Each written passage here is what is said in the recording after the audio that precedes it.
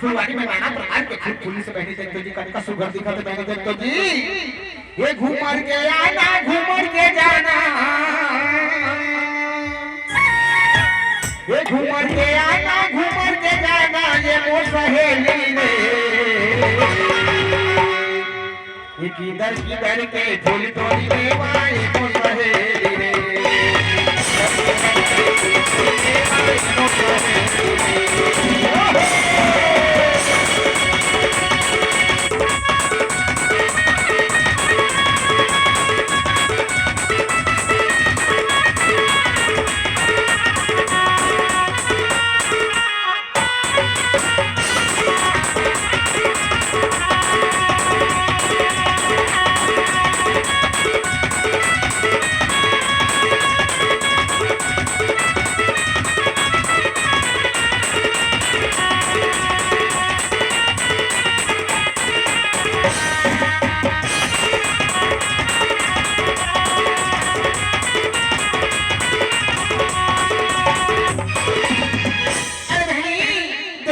चंपा चमेली मोगरा रातरानी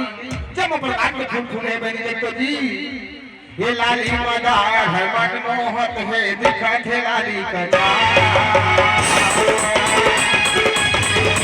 बहनी फूल तोड़ने बहनी फूल तोड़ने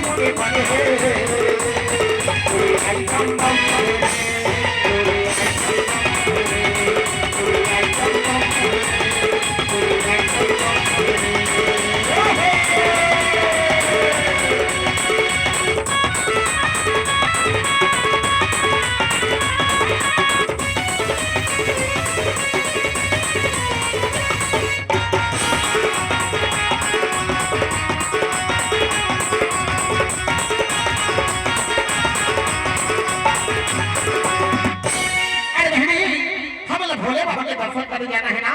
तो चुन चुन के फूल लटोरा बहनी हो ये फूल पाने मामा ही रिझाई मोर भोले बाबा आप